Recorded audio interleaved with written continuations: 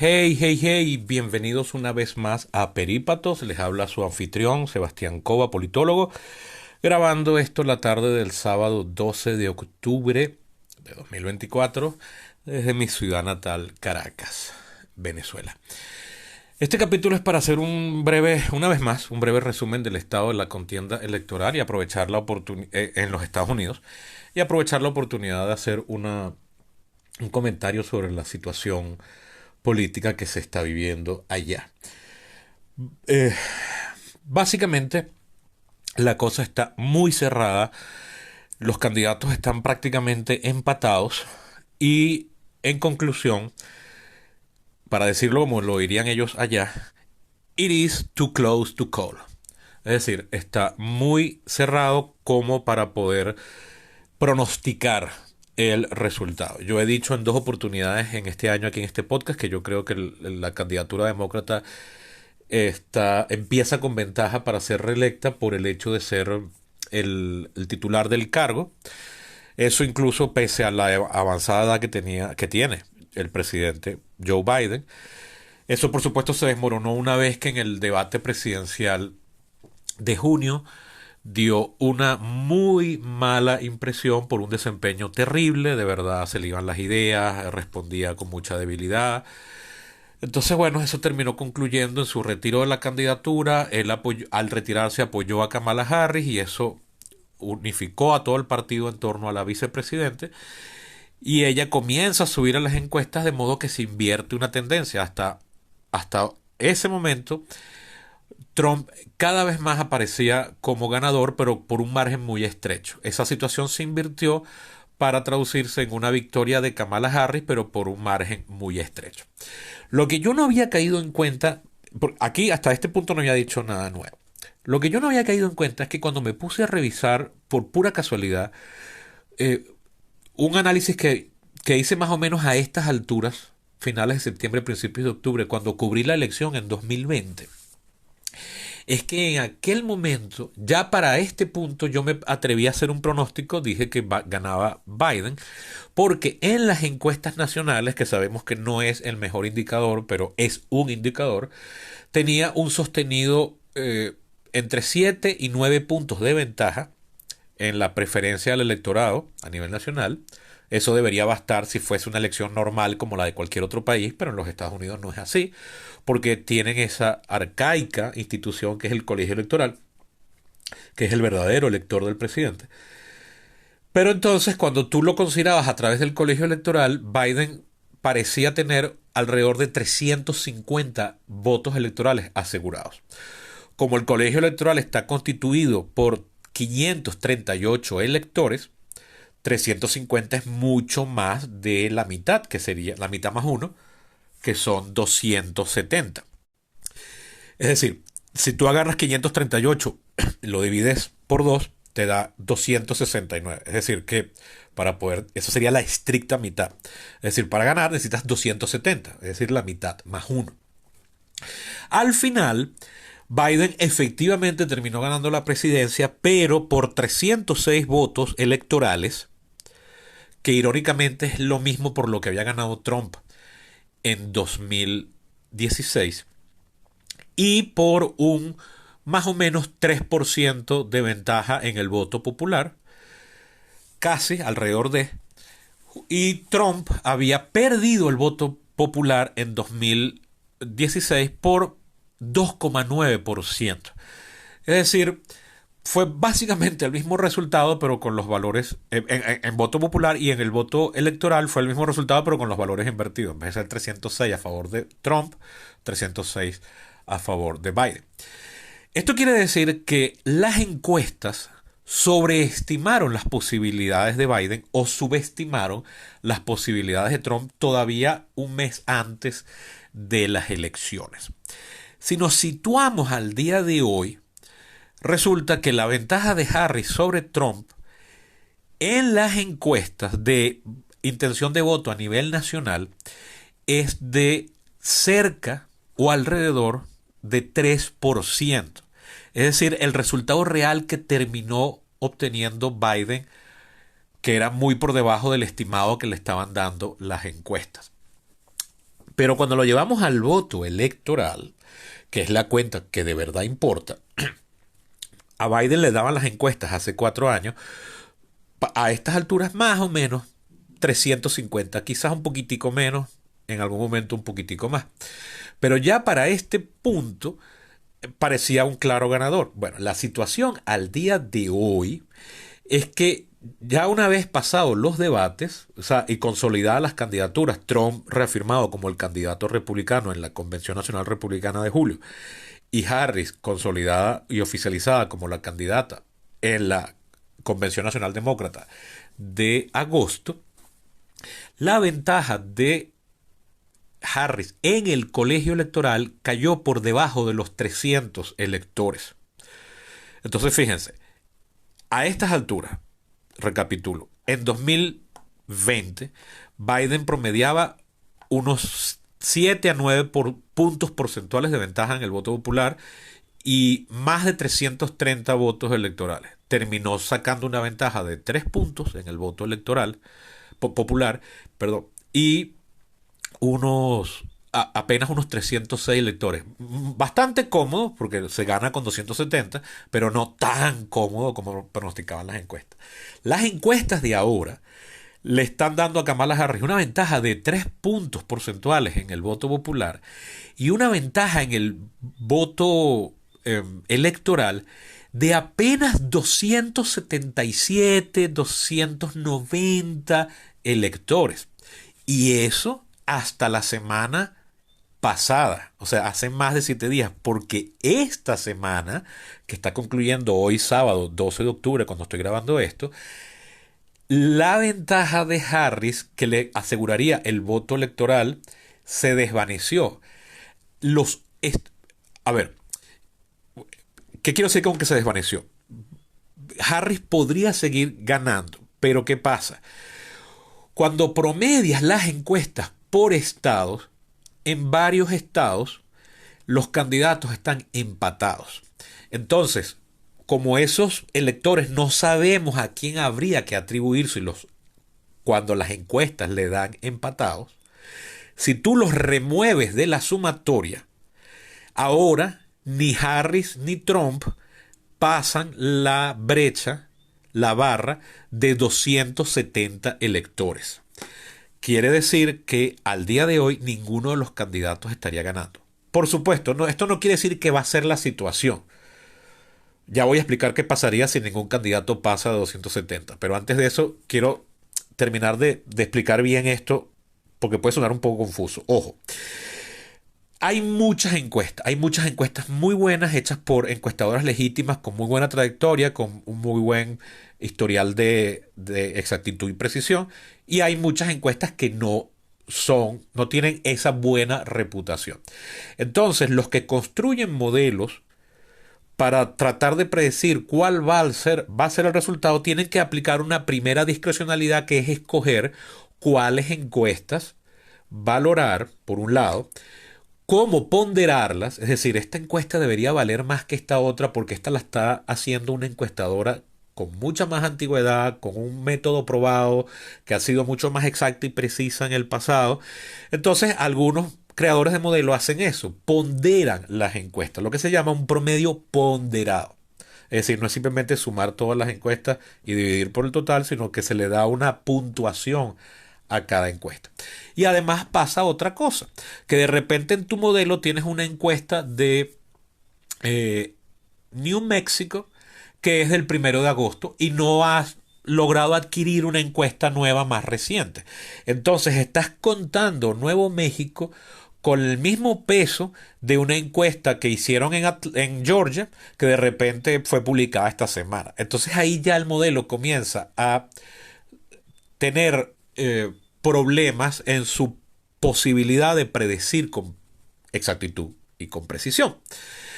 Entonces, bueno, es todo un arte y por eso uno debe como que escoger a quienes sigue, quienes lee, quienes tienen, quienes han creado un modelo predictivo bueno sobre la base de una información que fluye desigualmente.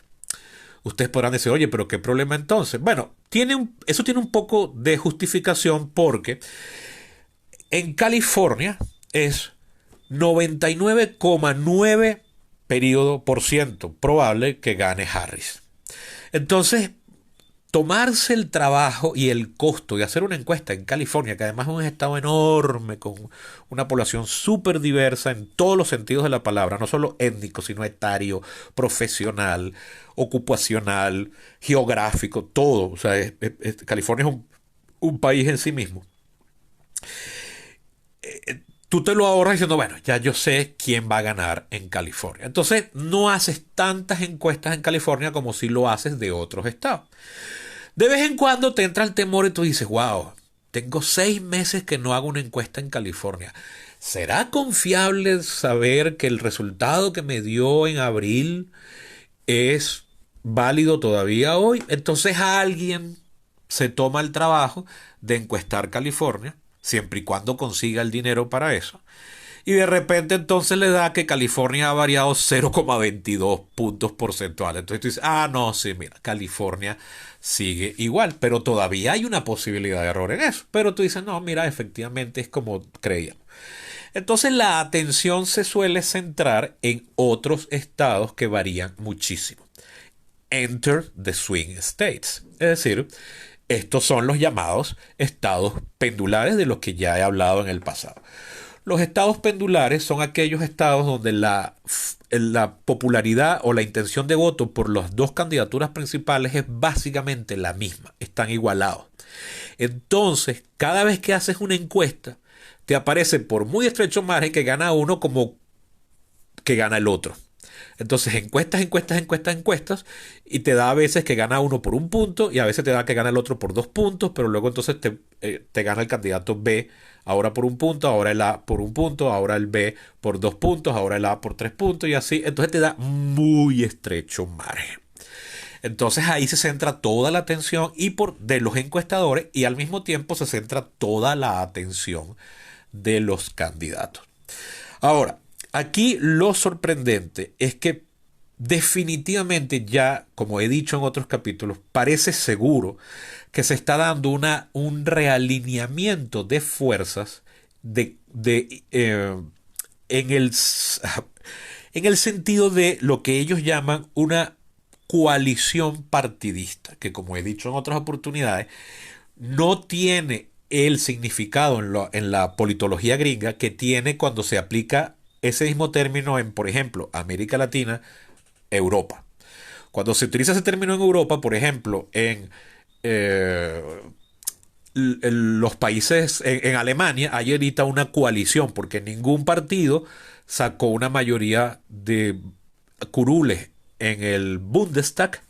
Entonces, 3 partidos formaron una coalición, se reparten los cargos y con esos curules que ellos sí logran garantizar, alcanzan una mayoría y forman gobierno.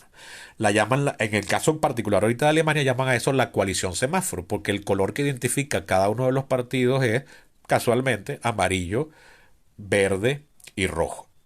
O verde, amarillo y rojo, para usar el mismo orden de los semáforos. Es decir, el Partido Ecologista Verde, el Partido Liberal Demócrata, que usa el color amarillo, y el Partido... los socialdemócratas, que se identifican con un color rojizo. Eso no es el caso en Estados Unidos. Cuando ahí se habla de coalición, se refiere a cómo una candidatura de un partido en particular logra que diferentes sectores de la población se identifiquen con él, le compren su programa de gobierno y lo terminen llevando a la presidencia. O sea, es un término mucho más etéreo e impreciso del que tiene cuando se aplica a partidos que han alcanzado ya curules en una legislatura, que es el usual uso que se le da aquí en América Latina o en Europa. En Estados Unidos es ese otro uso. O sea, cómo diferentes sectores de la población se identifican con una candidatura de un partido a lo largo del tiempo. No se sabe todavía si este desbarajuste del modelo que teníamos, que básicamente deriva de los tempranos años 80, cuando gana la presidencia Ronald Reagan, y que con pequeñas variaciones había estado vigente hasta hoy, o hasta 2016, no sabemos si esta coalición actual es un reajuste de fuerzas que se identifican como conservadoras y liberales, dado que hoy en día ya el Partido Republicano es casi en su totalidad el Partido Conservador y el Partido Demócrata es casi en su totalidad el Partido Liberal, que ojo, por cierto, una vez más, en Estados Unidos la palabra liberal y conservador, sobre todo liberal, no tiene el mismo significado que tiene en América Latina y en Europa, que es otro. Que no viene aquí ahorita a mencionarlo porque confundiría más el asunto. Entonces, bien, puede ser que un montón de gente que antes no se identificaba como republicana, ahora sí, o no se identifican como republicanos, pero les gusta la idea de que Trump sea presidente una vez más. Eso no sabemos por ahora. Hasta que Trump ya no sea candidato, ya sea porque quede electo ahora y ya no se pueda reelegir más, o porque no quede electo ahora y él desista y no quiera seguir intentándolo. En ese caso tendría sentido porque en 4 años Trump va a tener 82 años, que es la edad actual que tiene Joe Biden. Entonces, bueno, no podemos saberlo hasta entonces, pero definitivamente está habiendo un cambio.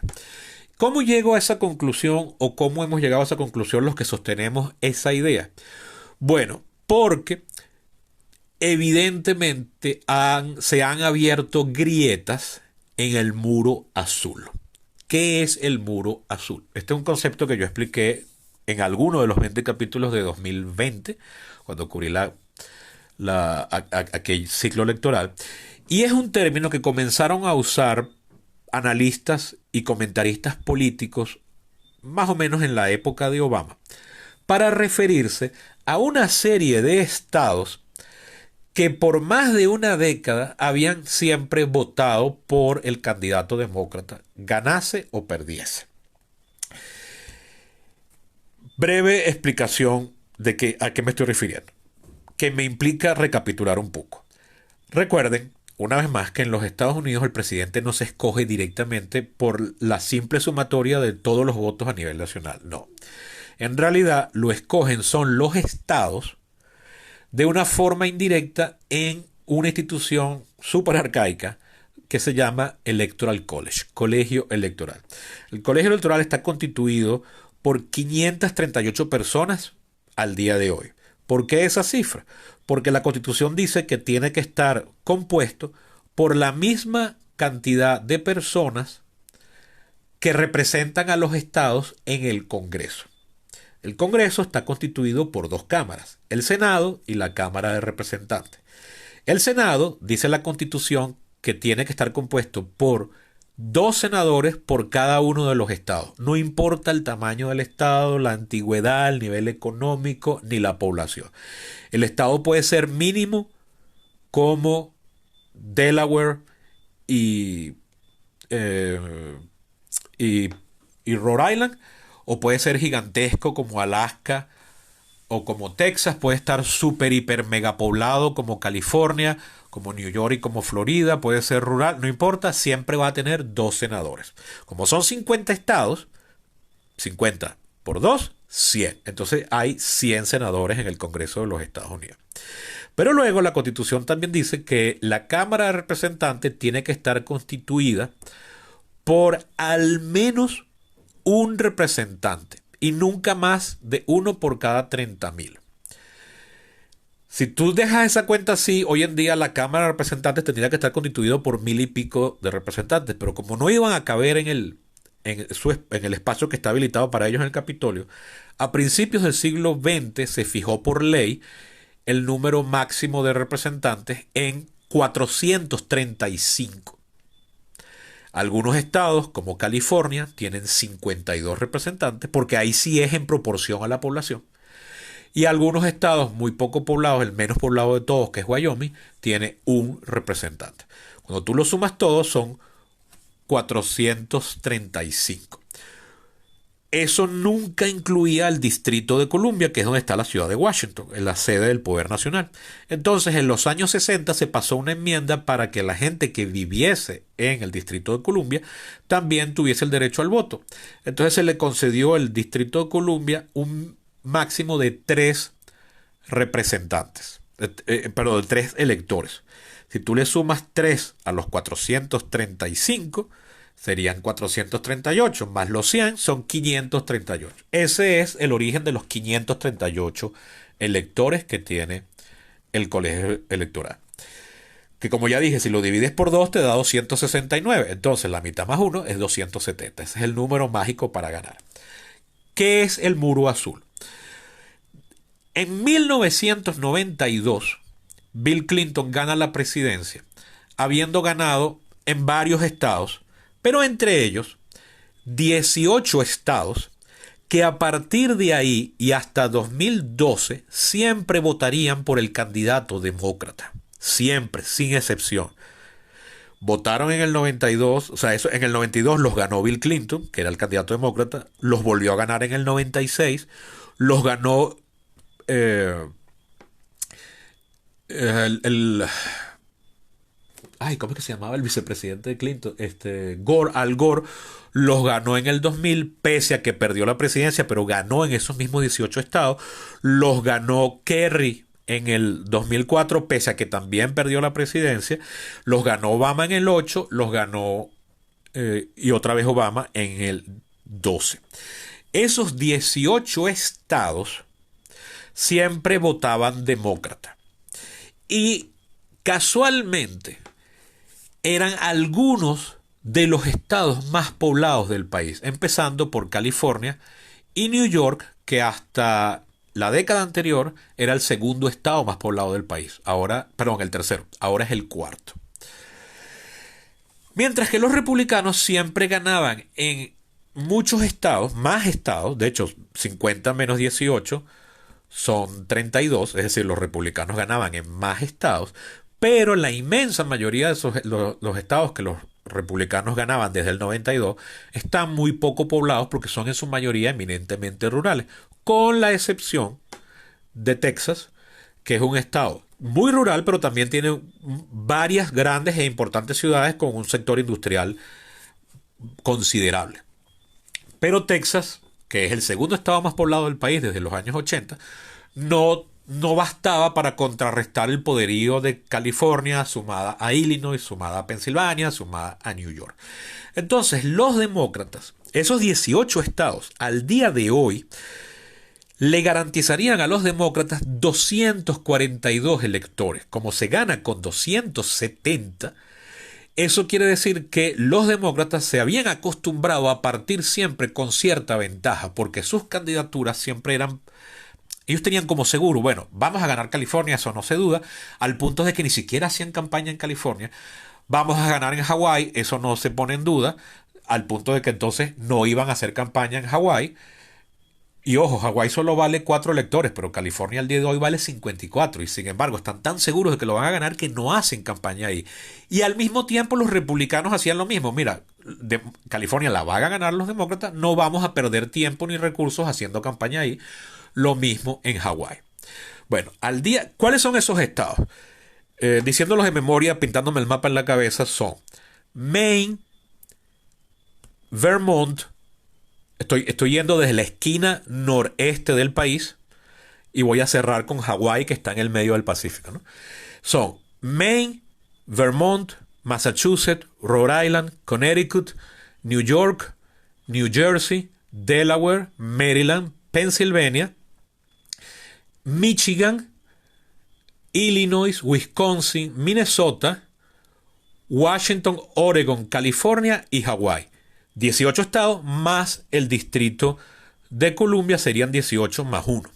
El California vale al día de hoy aporta 54 electores, el distrito de Columbia aporta 3. Al día de hoy eso le daría a los demócratas 242. O sea, los demócratas tenían que agregar pocos estados adicionales para llegar a la cifra mágica de 270. Esta magia se rompió en 2016 cuando en 3 de esos 18 estados la candidata demócrata Hillary Clinton perdió. Perdió por muy estrecho margen, pero perdió. Cuando en el pasado eran estados en los que ellos ganaban con amplia ventaja, que son Pensilvania, Wisconsin y Michigan. En cada uno de esos estados perdieron por muy pocos votos, muy, muy pocos. O sea, por el orden de los unidades de 1.000 de votos. O sea, en un estado perdieron como por 2.000 y pico de votos, en otro como por 7.000. Y estamos hablando de estados que tienen poblaciones de varios millones. O sea, se perdió por muy estrecho margen, pero se perdió. Y entonces eso le permitió al republicano Donald Trump alzarse con la presidencia, pese a que había perdido el voto popular por 2,9 puntos porcentuales. ¿Qué pasó en 2020?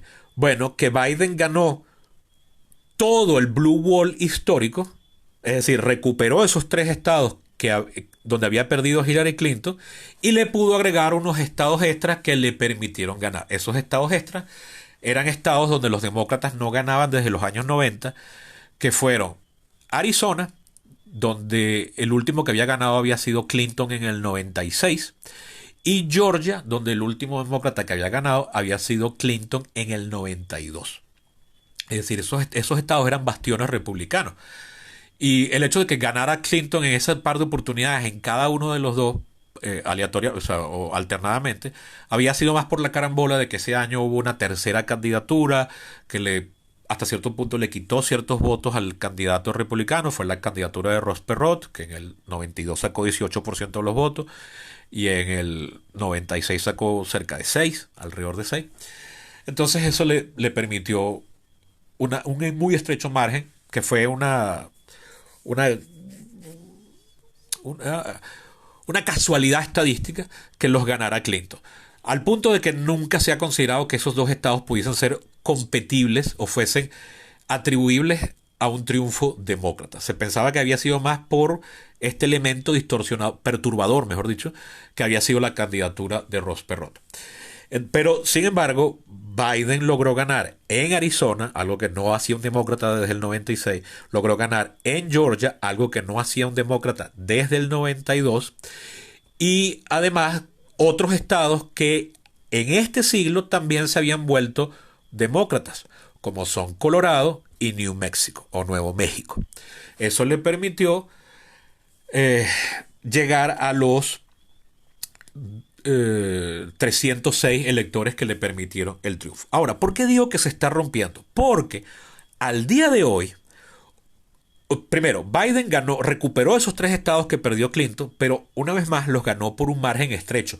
No tan estrecho como el margen por el que los ganó Trump en 2016, pero no los recuperó con la amplia ventaja con la que Clinton, Gore, Kerry y Obama los habían ganado en los anteriores 20 años. O sea, algo está pasando en esos estados, que hoy esos estados casualmente son tres del grupo de 7 estados pendulares, donde la cosa está muy cerrada, y en cada encuesta que sale publicada todos los días, gana Harris o gana Trump, y siempre está ganando por 2-3 puntos, 2-3 puntos, 2-3 puntos. Es decir, definitivamente, aunque Biden demostró que esos estados eran recuperables, ya los demócratas no tienen esa ventaja segura de un blue wall de 18 estados muy poblados. Eso puede estar evidenciando que efectivamente está habiendo un cambio, una mutación en la coalición partidista que se había representado con los demócratas durante 2 décadas y pico. ¿Por qué los demócratas eran fuertes en esos 18 estados superpoblados? Bueno, esos estados son superpoblados porque muchos de ellos tienen varias ciudades muy, muy pobladas. De hecho, New York, la ciudad de New York, es la ciudad más poblada de los Estados Unidos. Si la definimos estrictamente lo que son los límites jurídicos políticos de la ciudad, son poco más de 8 millones de personas. Vamos a tenernos nada más a los números de lo que es la ciudad propiamente dicha, legalmente. Porque si hablamos de la conurbación neoyorquina, eso se desborda por fuera del estado de Nueva York y chorrea hacia New Jersey, hacia Connecticut, y entonces ya te daña la muestra, vamos a decirlo así. Aunque también eso también ayudaría a explicar por qué New Jersey y Connecticut eran parte del Blue Wall. Es decir, parece que lo que se había convertido en la base típica del elector demócrata es vivir en una gran ciudad cosmopolita. Mientras que si tú vives en una pequeña ciudad de provincia, con poca diversificación económica, pocas opciones culturales, donde básicamente la mayor actividad económica es el campo o alguna que otra actividad primaria como la extracción de minerales, llámese petróleo, carbón, hierro, lo que fuese, o una pequeña industria básica, pero muy básica, eso te volvía favorable al Partido Republicano. Lo que hace entonces que el Partido Demócrata, que eso no es nuevo, eso ya venía desde los años 30, se reforzaba siempre con el obrero de la gran industria como la base de su electorado, junto con las élites intelectuales y burguesas de las grandes ciudades cosmopolitas. O sea, gente con título universitario, gente que viaja al exterior, gente que tiene pasaporte, gente que está en algún sector de las economías, del sector terciario de la economía, y que además es moderno y activo y es el impulsor principal de la economía gringa actualmente. Me estoy refiriendo, por ejemplo, a Silicon Valley, a la industria automotriz, a la gran banca y finanzas. Ese parecía ser el votante típico de los demócratas. Ojo, esto no siempre fue así. Esto puede que comience a notarse así en los años 90, porque el triunfo de Reagan en el 80 se le consideró la fundación de una nueva coalición partidista que sustituyó a la del New Deal que había fundado Roosevelt en el 32, o que se había manifestado a partir del triunfo de Roosevelt en el 92, que es la mejor manera de referirme a eso, porque Reagan usa como base de su electorado a lo que dieron en llamar la mayoría moralista, que es mucha gente de fe activa, sobre todo protestante, y en su inmensa mayoría evangélico. Entonces, por supuesto, si tú eres de Los Ángeles o de Nueva York, estás en finanzas, fuiste a la universidad, viajas, es muy probable que asociarte con un partido que anda defendiendo los mismos valores que los evangélicos del campo te luzca como demasiado extraño y alienígena. Entonces esta gente ya no se asocia con el Partido Republicano porque lo ve convertido en un santoral de puros, y se asocian más con el Partido Demócrata, al que ven como un partido más moderno, más urbano. Y entonces esa parece que ha sido la explicación de por qué a partir del 92 definitivamente este montón de estados, 18 estados, que casualmente tienen algunas de las más grandes ciudades, y más modernas y activas y pujantemente económicas, fuesen demócratas. ¿Qué está pasando ahorita que se está resquebrajando la pared azul? Bueno, Michigan, Pensilvania y Wisconsin son estados que durante todo el siglo XX fueron el corazón industrial de los Estados Unidos, porque ahí tenía la sede las grandes industrias del acero y del motor, pero hoy en día ya no tanto. El acero sigue existiendo, sigue siendo una industria de los Estados Unidos, pero ya no genera la cantidad de empleos que generaba en el pasado. Mucho del acero que consumen los Estados Unidos ahorita es importado del resto del mundo. En los Estados Unidos circulan hoy en día muchos carros que no son fabricados en los Estados Unidos, ya sea porque la marca no es gringa, como Toyota, Honda o Volkswagen, o porque sí son fabricados en los Estados Unidos, pero la marca no es de ahí. O sea, o el carro es importado o el dinero se va para otro país, aunque lo fabriquen ahí, o lo ensamblen ahí. Entonces, bueno, esos estados que fueron antes el corazón industrial posiblemente estén hoy en día viviendo un deterioro económico, y de hecho, no es posiblemente. Ya en los años 80 se acuñó el término de Rust Belt, que traduciría literalmente como el cinturón oxidado, para referirse a esos estados antiguamente grandes, sedes de antiguamente grandes fábricas, de las cuales habían migrado muchas, y entonces habían quedado las viejas plantas oxidándose. Y hoy en día es más fehaciente y duro de lo que era en los años 80 cuando apareció el término de Rust Belt. Entonces sí, puede que esos estados estén habitados hoy en día por gente que definitivamente ya no tiene el poder económico y se sabía lo importante que se sabían los trabajadores de la industria del acero y del motor hasta los años 80. Entonces esa gente está molesta, se ve que se ha venido abajo. Entonces si viene alguien y les dice que eso es por culpa de los inmigrantes que están llegando en masa, y sí están llegando inmigrantes en masa, le creen a ese. Capaz no les convence la idea de que es el inmigrante, pero ven que alguien está defendiendo la idea de que ellos están mal. Y entonces se asocia a esa candidatura, que como les decía hace rato, puede que no sea la base del Partido Republicano, pero sí está logrando ser la base de Trump.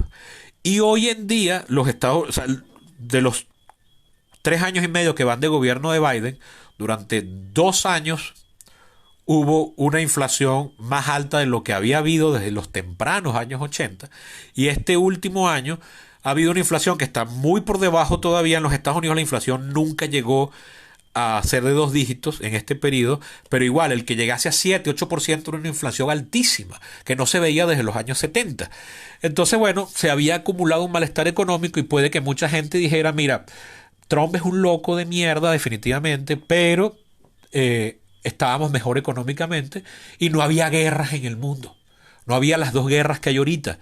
Eso no es culpa de Biden, pero el hecho de que hayan estallado estando Biden al frente, como dicen en inglés, on his watch, hace que pareciera que él tiene la responsabilidad. Y si la gente no está segura de si es su responsabilidad o no, no importa, porque Trump está diciendo todo el tiempo que sí es culpa de él y mucha gente compra la idea. Entonces, bueno, si tú juntas más malestar histórico, económico, más una impresión de que el mundo se está viniendo abajo, eso podría hacer que mucha gente que no la está pasando bien se convenza de que definitivamente, mira, no, capaz yo debo dejar de estar votando por los azules, que es el color que desde los años 80 se asocia con el Partido Demócrata, y no creer y buscar otra alternativa. Entonces eso podría estar explicando por qué el muro azul definitivamente está dando muestras de estarse quebrando y no ser tan sólido como lo fue hasta el año 2012.